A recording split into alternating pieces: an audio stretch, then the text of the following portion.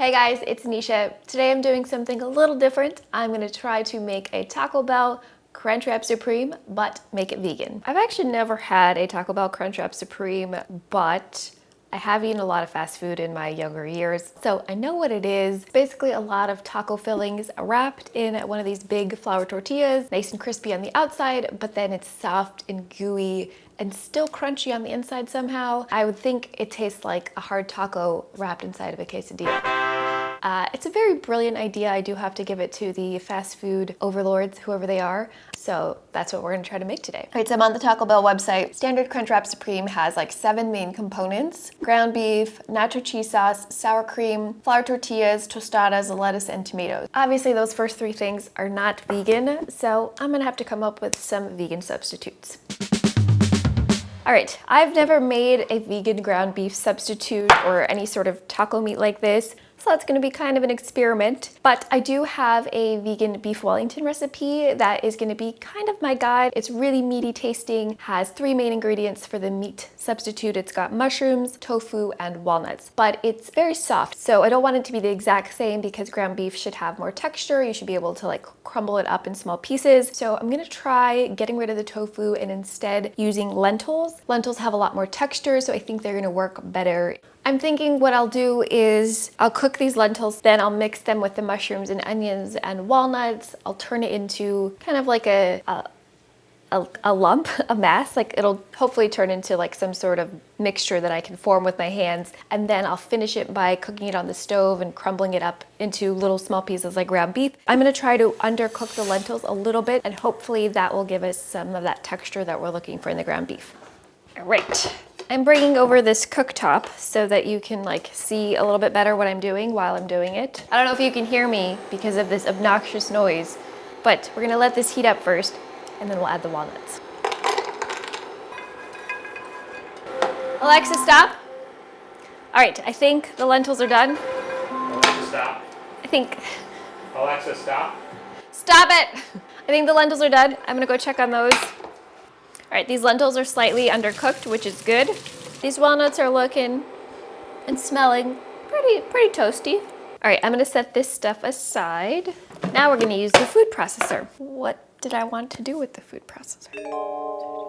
Oh, right. So I've got my lentils slightly undercooked. They've got a little bite to them. I'm gonna add them to this food processor. I'm gonna try to kind of pulse these lentils until they're broken up. Is that how you pulse? That's not how you pulse. The button was already pressed. I think we're going for something a little more mashed than this. I think this is good. I think we're in business. It's very beautiful. Oh. Partially cooked lentils with no seasoning mushed up in a bowl. Nope, it's not for me. I'm gonna grind these walnuts into a fine crumb. And you don't want the walnuts to go on for very long in the food processor because then you'll start getting walnut butter, which is delicious, but not what we're looking for today. Now I'm gonna add these mushrooms and onions, and we're just gonna pulse this until everything is finally broken down. I think a couple of blends in the beginning is good, and then a couple of pulses at the end. Oh, no, I wasn't supposed to do that. What's the difference between a blitz and a pulse? A blitz is when you blend it continuously, and a pulse is when you go pew, pew, pew, pew, pew, pew, pew, pew, pew. All right, now I'm going to add this mushroom walnut onion mixture to the lentils. So for the rest of this filling, I'm gonna add some ground flaxseed meal because I think it's gonna be a good binder to help like bring the mixture together. So I'm gonna start with about a tablespoon. I'm also gonna use some nutritional yeast. It always adds a nice depth of flavor, some good umami notes. Let's do 3 tablespoons. Some taco seasoning. I thought about making my own taco seasoning, but it's Taco Bell. I'm not trying to be too gourmet here. Just a little gourmet, not like super gourmet. Let's start with a tablespoon. I'm also gonna add some smoked paprika because it adds this nice red color, but also I like the smokiness from smoked paprika. I think it's great whenever you're trying to replicate something meaty. Some pepper, obviously. We'll do some salt. Again, obviously. Let's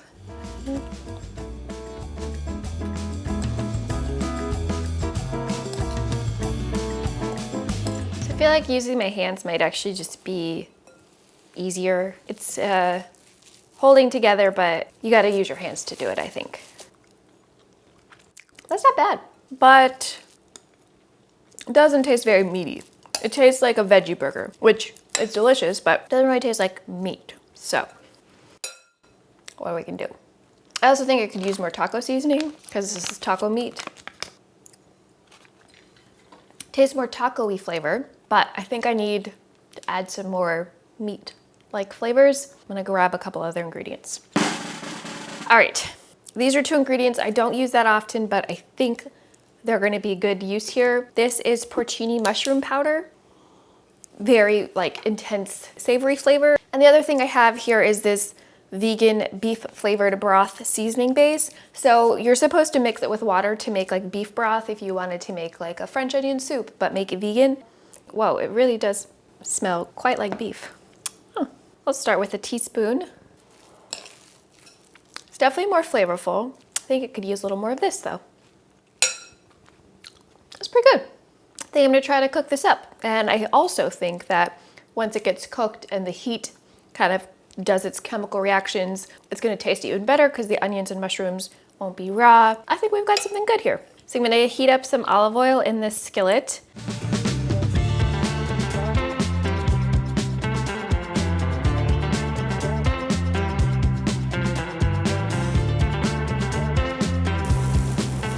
Smells like beef. All right, cook this for like 5 minutes. That's pretty good. I haven't had ground beef in a really long time, so I'm not 100% sure. You spilled it everywhere. What do you think? I can see you thinking. I think it tastes a lot like beef, and the texture is actually pretty on point, so it's pretty good substitute. I will say... You're gonna say but, I can hear it. It's not oily enough. I don't like very greasy stuff, but for the integrity of the recipe, for the integrity of the fast food industry, I'll try to make it greasier.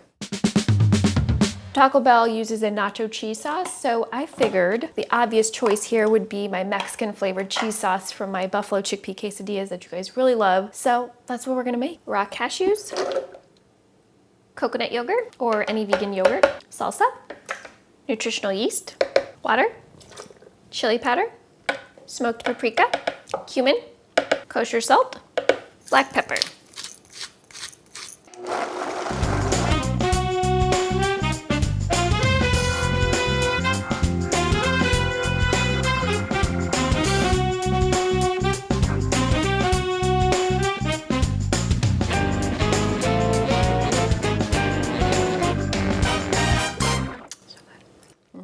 Stuff is so good. It could be slightly more nacho-y. And I gotta get one more ingredient. Pickled jalapenos. They're called nacho sliced jalapenos, so I think they're like perfect for nachos, just to give that really distinct nacho flavor. Some of the brine. Oh my goodness, I didn't think this cheese sauce could get better. It did, it got better. So just remembered I have to use the Vitamix to make the sour cream, so I'm gonna give it a little washy-washy. This is how I wash my Vitamix. I think it's the best way. I fill it up with some water, a little bit of dish soap, and then I just blend it again.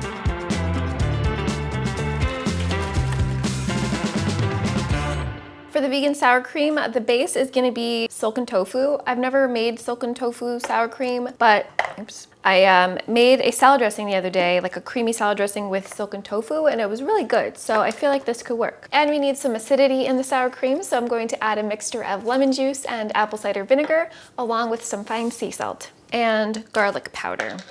All right, let's blend this up and see how it goes. Oh, it's very smooth and creamy. Oh. Oh. Is it that bad? It just tastes like tofu. Maybe it needs more salt. Maybe more lemon juice. Maybe more garlic powder.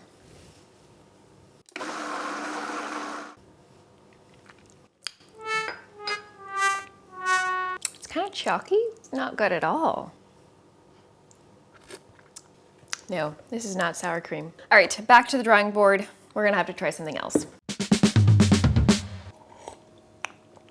All All right, so the silken tofu did not work for our sour cream. So instead, I'm gonna use a base of raw cashews. I had to take a break to soak them in boiling water for an hour. The other ingredient I want to use is coconut yogurt because it has that nice tang that you get from fermentation. And that's really important for sour cream, I think. So I feel like the coconut yogurt's gonna make it a lot more sour cream-like.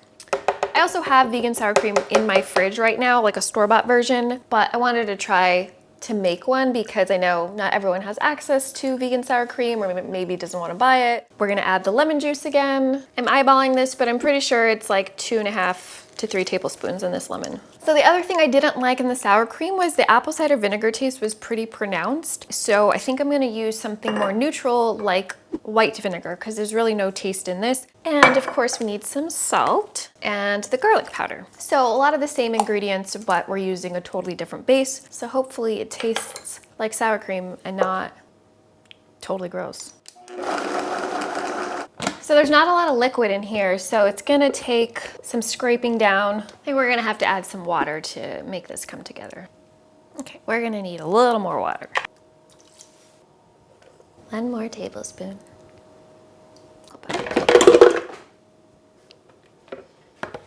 Okay. That's pretty good.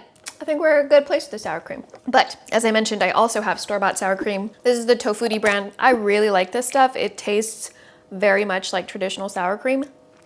It's very good and very thick and creamy. I would go with this because it doesn't require any work and cashews aren't cheap. You know, of course you're buying this as well, but I still think it's the better option here.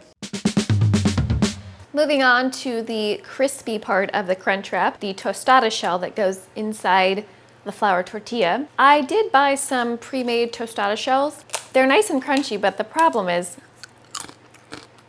they're very bland, flavorless.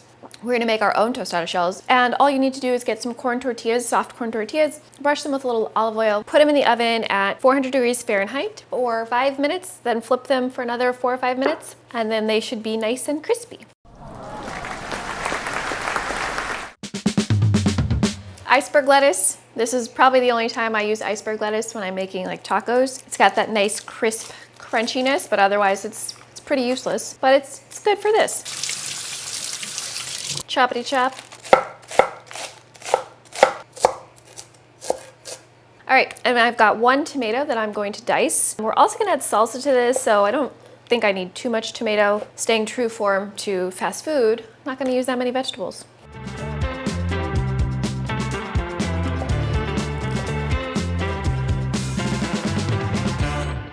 Kind of a last minute decision to make guacamole, but I really love guacamole. I think everyone loves guacamole, so I figured it'll make it taste better. This is a good avocado.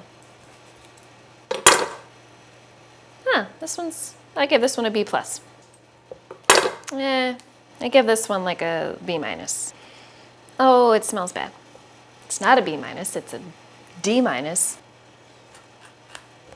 Oh. Probably am making a little too much guacamole, but there's no such thing as too much guacamole in my opinion. Lime, it feels very juicy. Make it extra juicy by rolling it a little bit. There's not a lot of spiciness in a Crunchwrap, but I love jalapenos and guacamole, so I feel like it's kind of essential. And I also have some cilantro that I'm just kind of eyeballing. I think cilantro and avocado and lime and jalapeno, they're all just like best friends. What about tequila? Tequila's kind of like the crazy best friend that you love having wild adventures with, but you don't always want them around. I don't want crazy tequila in my guacamole, no thank you. I'm also gonna add some garlic, and I'm just gonna use my garlic press. And finally, some salt. I think we're ready to assemble everything. Taco meat, cheese sauce, sour cream, guacamole, lettuce, tomato, tortillas, tostadas. Let's get to it.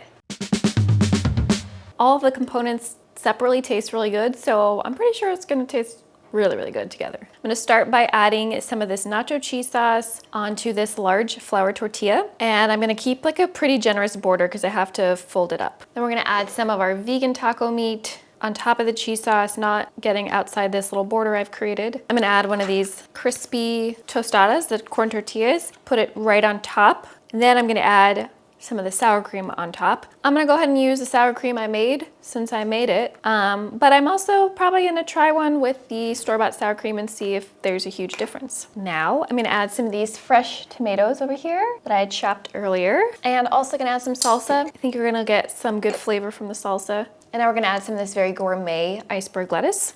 Some of the guac. Yeah.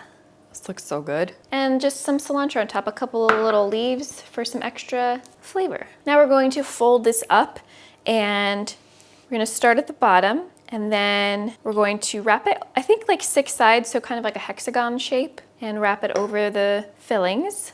And the problem is, this is a 10-inch tortilla, and most tortillas that you'll get at stores are 10 inches, that's the biggest size. But I feel like fast food restaurants, Mexican restaurants use like enormous 12-inch ones, which would be big enough to make this Crunchwrap filled. But as you can see, we've got a bit of a problem here. So in my Crunchwrap research, I found that you can just use an extra tortilla piece to close up that little hole, and it works out pretty good.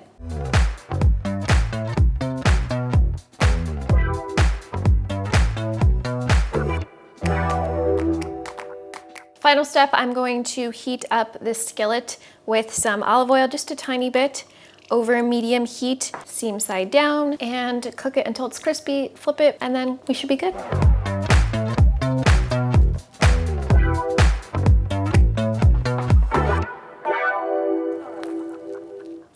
Oh my God, it really tastes like fast food in the best way possible. That exceeded my expectations. This is some crazy magic. That is so good. Right? This is honestly like top 5 things you've ever made. What are the other ones? Malai kofta. What else? I don't know. Maybe top 2. Can't think of anything else right now. I just need to have another bite of this. So does it get an A+? Can you turn the camera off? I want to be alone with this for a little bit. Hey, I turned it off. No, you didn't. You're smiling.